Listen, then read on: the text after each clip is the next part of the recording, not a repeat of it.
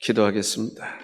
존귀하신 주 하나님 아버지, 이 시간에 우리 주님께서 은혜를 많이 베풀어 주옵소서.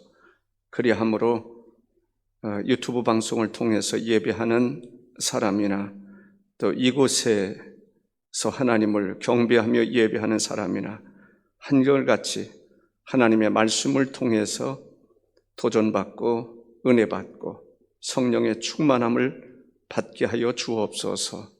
우리가 이 세상 살아가면서 삶의 지혜를 얻을 수 있게 하시고 용기를 얻을 수 있게 하시고 힘을 얻게 하여 주옵소서. 예수님의 이름으로 기도하옵나이다. 아멘. 제목을 오므리 왕조의 죄악 이렇게 정해봤습니다. 오므리 왕조라고 하는 말을 한번 들어보신 적이 있으십니까? 오므리 왕에 대한 이야기도 아마 처음 듣는 것처럼 느껴질 사람도 있을 것입니다. 그의 아들 아합 왕에 대한 이야기는 좀 익숙할 수 있습니다. 엘리야와의 어떤 이세벨, 영적인 바알 선지자와 아세라 선지자와 갈멜산에서 영적인 참신이 누군가 결투를 벌였던 그 사건을 생각하면서 아합 왕에 대한 이야기를 생각하게 될 것입니다. 그러나 알고 보면 오므리 왕은 북이스라엘을 이해하는 데 있어서 매우 중요한 일이라고 생각을 합니다. 오므리 왕조하면 오므리와 오므리의 아들 아합과 또 오므리의 손자 아하시야와 증손자 요람 왕을 일컬어서 오므리 왕조다 이렇게 부릅니다. 혹은 아합 왕조다 이렇게 생각하는 사람도 있습니다. 오므리 왕은 주전 885년에서 874년 약 12년 동안 다스렸던 왕입니다. 원래 엘라의 군대 장관 출신이었습니다. 시므리가 반란을 일으켰을 때 반란을 평정하고 오므리 왕조를 세웠던 그런 왕입니다. 아들 아합을 이세벨과 베니게의 공주 이세벨과 결혼을 시켰던 그런 왕이 오므리 왕이었습니다. 그의 아들 아합은 주전 874년에서 853년간에 북이스라엘을 다스렸던 왕입니다. 역사상 가장 타락했고 악한 왕이라고 할 수가 있습니다. 이세벨과 결혼을 했고 이스라엘을 온통 바알신과 아세라 신을 섬기게 했던 그러한 왕이었습니다. 결혼이 얼마나 중요한가라고 하는 것을 다시 한번 느낄 수 있게 하는 것이었습니다. 그 다음에 아하시야 왕은 아합의 아들로 주전 853년에서 852년 동안에 왕으로 이 바알을 많이 섬기던 그런 왕으로 왕위를 별로 이어가지 못하고 병에 죽었던 사람입니다. 그 다음 요람 왕을 들 수가 있는데 아하시야의 아들로 주전 852년에서 841년에 왕을 했던 사람입니다. 바알을 제거하기는 했지만 또 금송아지와 다른 우상을 숭배하게 했던 그러한 왕조이기 때문에 오므리 왕조의 죄악이다 이렇게 이름을 붙여봤습니다. 이 오므리 왕조는 북왕국의 대명사라 이렇게 불려지릴 만큼 정치적으로나 또 경제적으로나 큰 번영을 누리게 했던, 특별히 그 사마리아, 북이스라엘 사마리아에 수도를 세웠던 그러한 왕이었습니다. 여기서 우리는 깨달을 수 있어야 할 것이 있다고 생각을 합니다. 아무리 세상에서 명성을 날린다 할지라도 하나님과의 관계가 잘못되면 악하게 살 수밖에 없다라고 하는 것을 알 수가 있습니다. 이 오므리 왕조에서 활동했던, 다음 주에도 또 말씀을 좀 드리겠습니다만은, 활동했던 사람을 오늘은 엘리야에 대해서 이야기를 좀 하겠습니다. 열왕기상 16장 15절에서 19장 사이에서 이야기하고 있는 그런 말씀입니다. 북이스라엘에 쿠데타가 많이 일어나는데 오므리도 그 중에 하나였습니다. 그 쿠데타를 일으키는 그러한 시므리의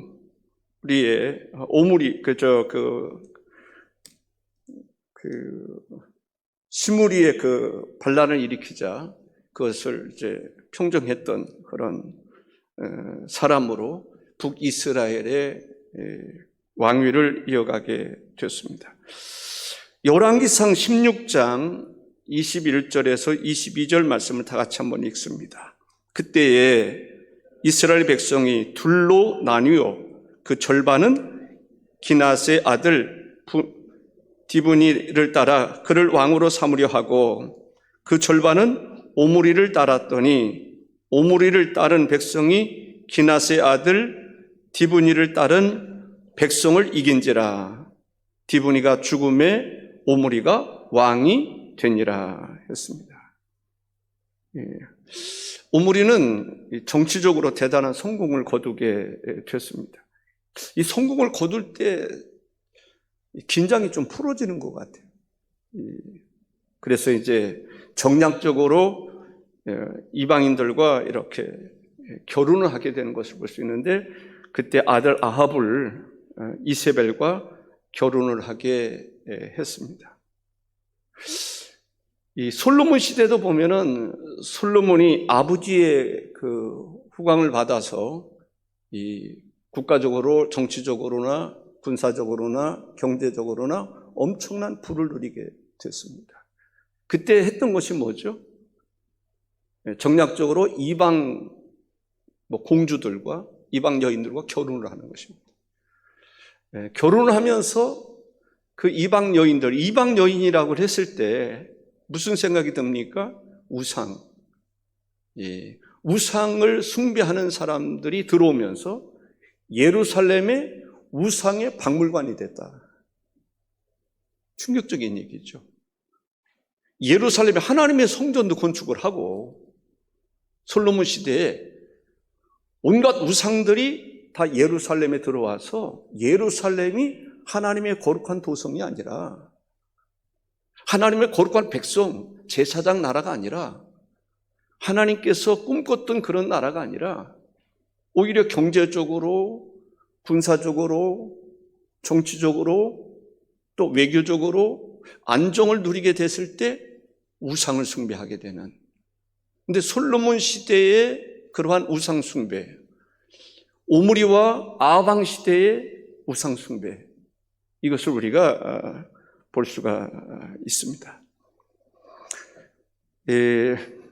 그때 하나님께서 북이스라엘에 엘리야라고 하는 선지자를 일으키셔서 엘리야로 하여금 하나님을 대신해서 선지자로서의 역할을 하게 해 주셨던 것을 볼 수 있습니다. 사실은 선지자들이 이런 선지자 시대가 됐으면 좋겠어요. 예를 들어서 하나님의 말씀을 가르치고 훈련하고 영적인 부흥운동을 일으키고, 그럴 수 있으면 얼마나 좋겠어요. 그런데 선지자들이 주로 활동했을 때는 어떤 때였습니까? 이스라엘 백성들이 부패하고 하나님께서 떠나가고, 그래서 하나님의 말씀을 가르치고 싶어도 가르칠 수가 없는 거예요. 왜냐하면 이세벨이라고 하는 그 여인에 의해서 바알 선지자, 바알 신당이 세워지고 아세라 우상이 세워지고 하나님을 믿는 사람 선지자들은 다 죽여버리는. 그래서 엘리야는 엘리사 시대하고는 좀 다르게 영적으로 어떤 신이 참신이냐 이것 가지고 대립하는 그러한 사람이 바로 엘리야였던 것을 볼 수 있습니다. 엘리야는 어디서 태어났는지 출생지가 어딘지 잘 알 수가 없습니다. 그런데 활동했던 것은 북이스라엘에서 활동했다라고 하는 것입니다. 그때 선지자로서의 역할을 감당한다는 것은 참으로 어려운 일이었습니다. 엘리야는 그러한 상황 속에서 어떻게 했었던지 하나님이 참신이라고 하는 것을 일깨워주고 싶었어요. 참으로 어떻게 보면은 엄청난 헌신을 했던 사람이죠. 모험을 했던 사람이죠. 그럼에도 불구하고 언뜻 보면은 무슨 효과가 나타나지 않는, 성과가 나타나지 않는 그러한 모습을 우리가 볼 수가 있습니다. 하나님께서 그 엘리야를 통해서 이스라엘에 비가 내리지 않게 하시는 것을 볼 수 있습니다. 하나님께서 선지자들의 입에 권위를 두셔서 선지자를 통해서 하나님이 재앙을 내리시는 거예요. 그러니까 이스라엘 백성들은 아합을 비롯해서 이세벨이나 이런 사람들이 그들의 편에 이제 국가가 이미 정체성을 잃어버린 거죠. 국가가 우상화되어 버린 거예요. 우상을 숭배하는 나라가 되어버린 거예요. 본래는 하나님을 섬기는 나라였었는데, 그렇게 되기를 원했었는데 하나님의 의도하고는 전혀 다른 국가가 되어버린 거예요. 하나님이 오히려 가슴이 아프고 하나님이 진노의 채찍을 들 수밖에 없는 그러한 국가로 전락해 버렸던 것을 볼 수가 있습니다. 그때 이 엘리야가 죽을 각오죠. 목숨을 걸고 아합에게 어떤 신이 참 신인가 확실히 가려야 될 것을 제안을 합니다. 그래서 이스라엘 백성들에게 있어서 참신은 하나님밖에는 없다라고 하는 것을 가르치고 주고 싶었던 거죠.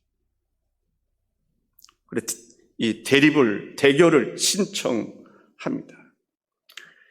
엘리야가 아왕에게 이렇게 말합니다. 열왕기상 18장 19절에서 20절을 보면 다 같이 읽습니다. 그런즉 사람을 보내 온 이스라엘과 이세벨의 상에서 먹는 바알의 선지자 450명과 아세라의 선지자 400명을 갈멜산으로 모아 내게로 나오게 하소서. 아합이 이에 이스라엘의 모든 자손에게로 사람을 보내 선지자들을 갈멜산으로 모으니라 했습니다. 이제 갈멜산에 바알 선지자 450명과 아세라 선지자 400명이 총 850명이 모였습니다. 그리고 그곳에 번제단을 쌓고 하나님의 신이, 그들의 신이 하늘에서 불을 내려서 이 제물을 사르기를, 그리고 그것을 통해서 참신이 어떤 신인가를 가리자라는 것입니다. 그때 바알 선지자, 아세라 선지자들도 동의를 했습니다. 그래서 그들이 먼저 부르짖었지만 바알 선지자, 바알 신, 아세라 신은 아무런 응답을 하지 못했습니다. 이제 엘리야가 하나님 앞에 기도할 차례입니다. 번제단을 쌓고 이제 번제물을 준비하고 물을 부어 도랑에 가득 채워질 만큼 많은 물을 붓게 했습니다. 그리고 하나님 앞에 기도했습니다. 하늘에서 불로 역사해 주시기를, 응답해 주시기를 기도했습니다. 열왕기상 18장 36절에서 38절의 말씀을 다 같이 읽습니다. 저녁 소재 드릴 때에 이르러 선지자 엘리야가 나가서 말하되 아브라함과 이삭과 이스라엘의 하나님 여호와여, 주께서 이스라엘 중에서 하나님이신 것과 내가 주의 종인 것과 내가 주의 말씀대로 이 모든 일을 행하는 것을 오늘 알게 하옵소서. 여호와여, 내게 응답하옵소서. 내게 응답하옵소서.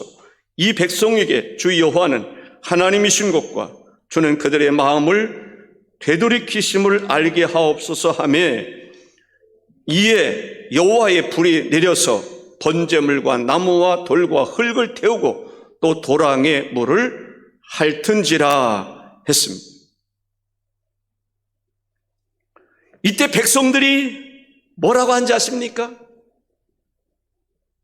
백성들이 외치기를 여호와 그는 하나님이시로다. 여호와 그는 하나님이시로다. 열왕기상 18장 39절을 다 같이 읽습니다. 모든 백성이 보고 엎드려 말하되 여호와 그는 하나님이시로다. 여호와 그는 하나님이시로다. 우리 시간 찬양 한 곡 부르겠습니다. 그는 여호와 창조의 하나님.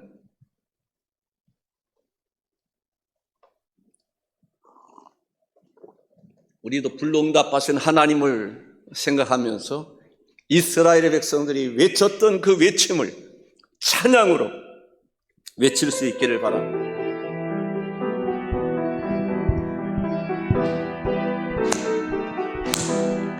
그는 여호와 창조의 하나님, 그는 여호와 전능의 하나님, 길앗의 향료요 반석의 하나님, 그는 여호와 치료의 하나님.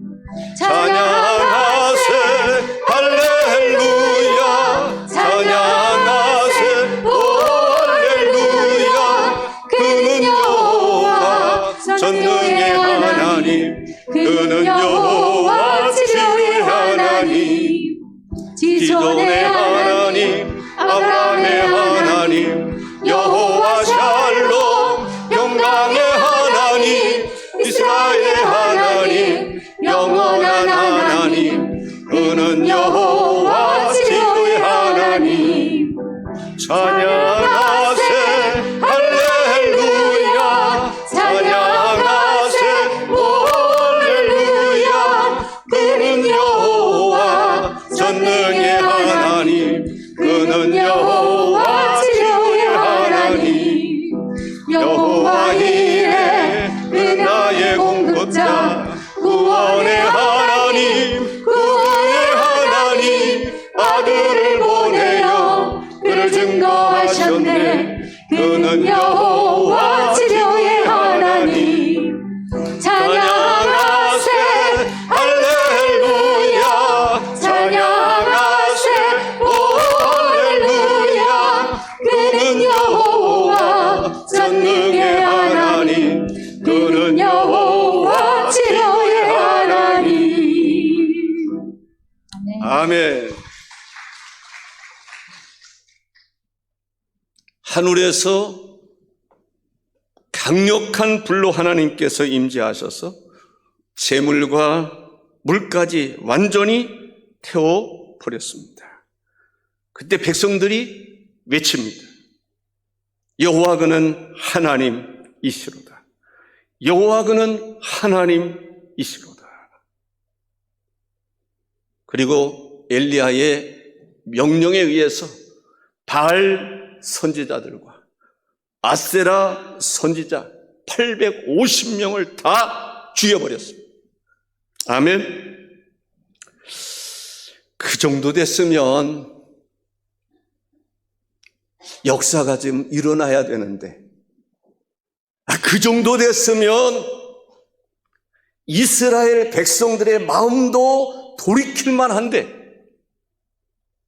그 현장을 목격했던 아합 왕, 아무리 자기 부인 이세벨이 악하고 우상을 숭배하는 사람이라 할지라도 그 정도 됐으면 돌이킬만 한데 아무도 변함이 없어요. 하늘에서 불로 응답해 주신 하나님을 보았음에도 불구하고 이스라엘 백성들도 아합 왕도 돌이키지 않은 거예요. 참 신기하죠. 이세벨의 말 한마디에 엘리야도 이제는 죽겠구나. 그리고 도망칩니다. 저는 이것을 보면서 저나 여러분이나 이때까지 살아오시면서 나름대로 하나님 경험하고 하나님의 은혜도 경험하지 않으셨습니까? 그럼에도 불구하고 결단하지 못하는 사람이 있다면 한번 도전받을 수 있기를 바랍니다.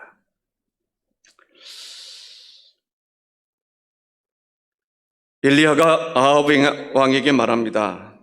열왕기상 18장 41절에서 엘리야가 아합에게 이르되 올라가서 먹고 마시소서, 큰 비소리가 있나이다. 3년 동안 3년인가요? 3년 6개월인가요? 갑자기 생각이 3년 6개월 동안 비가 내리지 않았던 그 땅에 비가 내릴 것을, 왜냐하면 하나님께서 불러 응답해 주셨는데 이제 하나님께서 3년 6개월 동안 가물었던 비 한 방울 내리지 않았던 그 땅에 큰 비를 내리신다고 하는 소리를 엘리야는 들었습니다. 빗소리를 들은 거예요. 그런데 엘리야는 영적인 귀가 열려서 빗소리를 들었지만 그 외에 다른 사람들은 빗소리를 들지 못해요. 엘리야가 갈멜산 꼭대기에 올라가서 엎드려 땅에 꿇어 엎드려서 그의 얼굴을 무릎 사이에 넣고 사환에게 말합니다. 올라가서 바다 쪽을 바라봐라 라고 말합니다. 올라가서 바다 쪽을 바라봤더니 아무것도 없어요. 아무것도 없나이다. 좀 있다가 또 올라가 봐라. 올라가서 보니까 아무것도 없어요. 또 올라가 봐라. 아무것도 없는데 계속 올라가 보라는 거예요. 7번까지 다시 올라가서 보라 라고 말했을 때 보니까 손바닥만한 구름이 일어나기 시작한 거예요. 손바닥만한 구름이 일어나기 시작한 거예요. 그때 엘리야는 그 손바닥만한 구름을 보면서 그 비가 내리는 그 빗소리를 들었는데 저것이 바로 응답이구나 라고 생각한 거예요. 사람들이 무슨 큰 비전을 가지고 있으면서 응답은 크게 일어날 줄만 생각하는 경우들이 있어요. 아닙니다. 응답이 작은 데서부터 시작되는 경우들이 있습니다. 열왕기상 18장 44절과 45절을 다 같이 읽습니다. 7번째 이르러서는 그가 말하되 바다에서 사람의 손만한 작은 구름이 일어나나이다. 이르되 올라가 아합에게 말하기를 비가 막히지 아니하도록 마차를 갖추고 내려가소서 하라 하니라. 조금 후에 구름과 바람이 일어나서 하늘이 캄캄해지며 큰 비가 내리는지라 아합이 마차를 타고 이스라엘로 가니라 했습니다. 하나님은 살아 역사하시는 분입니다. 때로는 3년 6개월 동안 비가 내리지 않는 고난을 경험할 수 있습니다. 아합과 이세벨이 흥왕해서 하나님의 종도를 죽이거나 핍박하는 경우도 있었습니다. 그럼에도 불구하고 여전히 하나님은 전능하신 하나님으로 살아 역사하고 계셨음을 우리가 기억할 수 있기를 바랍니다. 아합 왕의 완악했던 마음은 돌아서지 않았습니다. 이세벨은 오히려 엘리야를 죽이고야 말겠다라고 다짐을 합니다. 열왕기상 19장 2절에 이세벨이 사신을 엘리야에게 보내어 이르되 내가 내일 이맘때에는 반드시 내 생명을 저 사람들은 누굽니까? 바알 선지자와 아세라 선지자 그들 중 한 사람의 생명과 같게 하리라. 그렇게 하지 아니하면 신들이 내게 벌 위에 벌을 내림이 마땅하니라 한지라. 그때 엘리야가 도망쳤던 것을 볼 수가 있습니다. 여기서 우리는 국가의 공권력이라고 하는 것이 얼마나 악하게 사용될 수 있는지를 알 수가 있습니다. 국가는요, 국가뿐만 아니라 사람들도 하나님 앞에 악하게 쓰임받을 수 있고 선하게 쓰임받을 수 있습니다. 그런데 국가라고 하는 이 국가는 하나님 앞에 악한 도구로 쓰임받을 때가 많았습니다. 이 권력을 가진 사람들이 그 권력을 통해서 하나님의 뜻을 따르지 않고 하나님의 반대편에 선에 서서 하나님을 도전하는 경우들이 많았습니다. 엘리야뿐이겠습니까? 사울왕 시대에 다윗을 그렇게 죽이려고 하지 않았습니까? 다리오왕 때에 그 권력을 가지고 있었던 사람들이 다니엘을 그렇게 죽이려고 하지 않았습니다. 또 느부갓네살 왕 때에는 사드락과 메삭과 아벳노크를 죽이려고 하지 않았습니까? 풀무불에 던져넣는. 지금 북한 같은 경우 보세요. 김일성, 김정일, 김정은 시대에 얼마나 많은 인민들을 숙청하고 죽이고 교회를 허물어버리고 기독교인들을 죽이고 그랬습니까? 지금도 그러한 악행은 계속 이루어지고 있고 그 영향력을 남한에도 수많은 간첩들을 두어서 그 영향력 속에서 우리를 전복시키려고 하는 그런 무리들이 있지 않습니까? 국가 권력이라고 하는 그 권력에 빌붙어서 악한 도구로 쓰임받았던 사람들도 많고 지금도 그럴 수 있다고 하는 것입니다. 엘리야 시대에 하나님의 종들은 목숨을 부지하기가 어려웠습니다. 그래서 엘리야가 도망칩니다. 도망치다 로뎀 나무 아래 앉아서 죽기를 청합니다. 이제는 지칠 대로 지쳤고 하늘에서 불이 내리기는 했지만 내리지 않았던 소낙비도 내리게 했지만 그래도 영적으로 너무나 힘들고 육적으로도 힘들어서 하나님 내 생명 걷어가세요. 이제 감당할 수가 없습니다. 그리고 나서 쓰러집니다. 그때 말이죠. 하나님께서 천사를 통해서 어루만져 줍니다. 진작에 어루만져 주시면 안 됐을까? 어루만져 주면서 그런 얘기죠. 먹을 거 준비했으니까 일어나. 어루만지면서 일어나. 이제 먹어야지. 아마 엘리야는 먹는 것조차도 포기하고 싶었을 거예요. 죽기를 청했으니까. 그런데 하나님께서 선사를 통해서 숯불에 고기를 구울 것 같은데 떡을 굽습니다. 그리고 다시 물을 준비해서 먹고 마시게 합니다. 엘리야가 일어나서 하나님이 준비하신 떡과 물을 마시고 또 쓰러집니다. 쓰러졌다는 표현이 맞을 것 같아요, 그냥. 그리고 지쳐가지고 또 잠이 드는 거예요. 그때 천사가 또 다시 어루만져줍니다. 우리 다 같이 한번 읽어보겠습니다. 열왕기상 19장 7절과 8절을 한번 읽습니다. 여호와의 천사가 또 다시 와서 어루만지며 이르되 일어나 먹으라. 내가 갈 길을 다 가지 못할까 하노라 하는지라. 이에 일어나 먹고 마시고 그 음식물의 힘을 의지하여 40주 40야를 가서 하나님의 산 호렙에 이르니라 했습니다. 저는 이 말씀을 읽을 때 그런 여러 가지 생각이 많이 들었어요.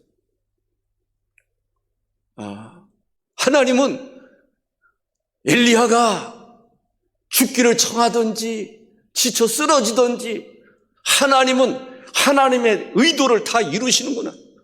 하나님의 뜻을 이루시는구나. 천사를 통해서 깨우게 하시고 먹게 하시고 잠든 사람은 또 깨우시고, 야, 너 가야 되지 않아? 목적지가 있지 않아? 호렙산에 가야 되지 않아? 빨리 먹어. 그리고 가야지.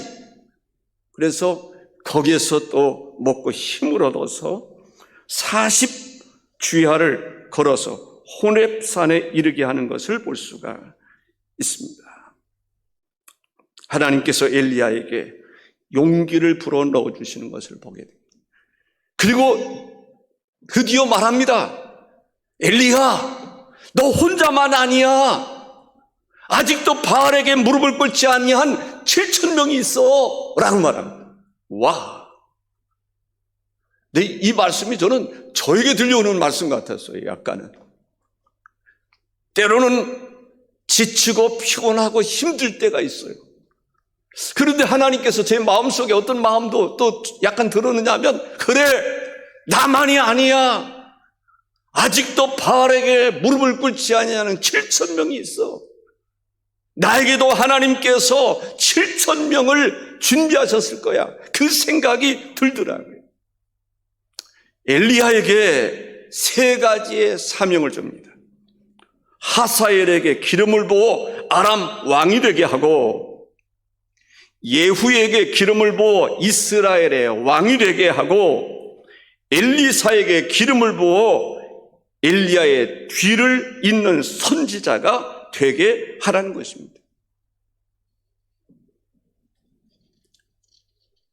열왕기상 19장 15절과 16절을 한번 읽어보겠습니다. 여호와께서 그에게 이르시되 너는 내 길을 돌이켜 광야를 통하여 다메섹에 가서 이르거든 하사엘에게 기름을 부어 아람의 왕이 되게 하고, 너는 또 님시의 아들 예후에게 기름을 부어 이스라엘의 왕이 되게 하고, 또 아벨 무홀라 사밧의 아들 엘리사에게 기름을 부어 너를 대신하여 선지자가 되게 하라 했습니다. 하나님은 새로운 시대를 열어가시는 것을 볼 수가 있습니다. 오므리 왕주의 죄악이 어떠한가를 우리가 지금 듣고 있습니다. 이제 오므리뿐만 아니라 아합 왕이 이제 세워지는 것을 볼 수가 있는데, 열왕기상 20장 7절 한번 보도록 하겠습니다. 다 읽습니다. 이에 이스라엘 왕이 나라의 장로를 다 불러 이르되 너희는 이 사람이 악을 도모하고 있는 줄을 자세히 알라. 그가 내 아내들과 내 자녀들과 내 은금을 빼앗으려고 사람을 내게 보냈으나 내가 거절하지 못하였노라 라고 말합니다. 조금 약간 제가 뛰어넘는 그런 시간이 있었습니다. 아람 왕 베나닷이 쳐들어왔어요. 예루살렘을 에워쌌습니다. 아합이 보니까 큰일 났어요. 감당할 수가 없어요. 그래서 하는 얘기입니다. 그들이 와서 아내들과 자녀들과 은금을 빼앗으려고 사람을 보냈을 때 내가 거절할 수가 없었다. 나라가 망하게 된 거죠. 하나님이 도와주지 않았으면 그냥 패망하게 되는 거예요. 아내도 빼앗기고 자녀들도 빼앗기고 은과 금도 빼앗길 수밖에 없는 상황이었습니다. 그때 하나님께서는 하나님의 사람을 통해서 하나님께서 이 큰 아람 군대를 아합 왕에게 넘기실 것에 대해서 말씀을 하고 있습니다. 열왕기상 20장 28절에서 30절 말씀을 한번 길지만 읽어보겠습니다. 그때에 하나님의 사람이 이스라엘 왕에게 나와 말하여 이르되 여호와의 말씀에 아람 사람이 말하기를 여호와는 산의 신이요 골짜기의 신은 아니라 하는도다. 그러므로 내가 이 큰 군대를 다 내 손에 넘기리니 너희는 내가 여호와인 줄을 알리라 하셨나이다 하니라. 진영이 서로 대치한 지 7일이라 7째 날에 접전하여 이스라엘 자손이 하루에 아람 보병 10만 명을 죽이매 그 남은 자는 아벡으로 도망하여 성읍으로 돌아갔더니 그 성읍이 그 남은 자 2만 7천 명 위에 무너지고 베나닷은 도망하여 성읍에 이르러 골방으로 들어가니라 했습니다. 하나님께서 베나닷을 치라고 했지만은 그를 살려 주었습니다. 아합이 하나님 말씀에 불순종했던 것입니다. 아합 시대에 얼마나 잘못된 그러한 일들이 있느냐, 그 중에 한 예를 든다면 나봇의 포도원 사건이었습니다. 이스라엘의 모든 토지의 소유권은 근본적으로 하나님이었습니다. 사실 이 나라도 모든 세계도 모든 것의 소유는 하나님입니다. 하나님께서 우주 만물을 창조해 주셨습니다. 여러분들도 여러분의 자녀들도 알고 보면 하나님의 것입니다. 하나님의 것이라고 하는 하나님의 나라에서 사는 하나님의 백성이라고 하는 생각을 우리는 가져야 됩니다. 이 아합 왕이 나봇의 포도원을 소유하고 싶었어요. 탐낸 거죠. 그런데 나봇은 아합 왕의 요구에 거절했습니다. 왜? 이것은 레위기 25장 23절에 보면 토지를 영공이 팔지 말 것은 토지는 다 내 것임이니라. 너희는 거류민이요 동거하는 자로서 나와 함께 있느니라 했습니다. 팔지 말라고 그랬는데 아합 왕이 팔라는 거예요.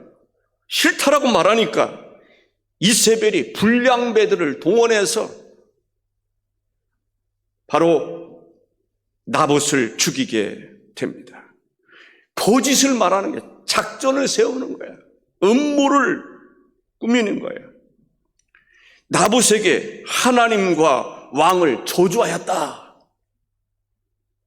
세상은 그렇습니다. 하나님을 나봇이 저주했습니까? 왕을 저주했습니까? 전혀 근거도 없는데 불량배들을 동원해서 깡패들을 동원해서 저 나봇이 하나님 저주했어. 왕을 저주했어. 그래 깡패들이 돈 받고 나봇을 쳐 죽이는 거죠. 그 시대의 한 부분을 우리는 볼 수가 있습니다. 죄를 저질러 놓고도 아합은 뉘우치지 안 했던 것을 볼 수가 있습니다. 오늘 더 길게 하면 안 될 것 같아서 이 정도 하고 또 다음 주에 이어서 말씀을 드리도록 하겠습니다. 하나님께서는 북이스라엘과 같이 타락하고 범죄한 백성들에게도 기회를 주시고 은혜를 베풀어 주시기를 원하십니다. 엘리야와 같은 선지자를 보내셔서 그들을 일깨워 주시고 우상이 얼마나 잘못된 것인가를 가르쳐 주십니다. 참신은 전능하신 하나님 여호와 한 분뿐이라고 하는 사실을 일깨워 주는 것입니다. 참 안타까운 것은 하늘에서 불이 내리고 그 하나님의 임재가 얼마나 불이 강했는지 제단의 제물뿐만 아니라 도랑의 물까지 다 한순간에 사라지리만큼 그 엄청난 응답을 내려주셨음에도 불구하고 우매한 백성들은 아방도 돌이키지 못하고 이세벨도 돌이키지 못하고 이스라엘 백성들도 돌이키지 못하는 것을 볼 수가 있습니다. 여기에서 선지자들의 아픔이 있습니다. 하나님은 가라 하시고 하나님은 외치라 하심에도 불구하고 백성들은 듣지 않으니 선지자들의 아픔이 있습니다. 그럼에도 불구하고 하나님은 끝까지 하나님이 뜻하시는 바를 이루어 가시는 것을 볼 수가 있습니다.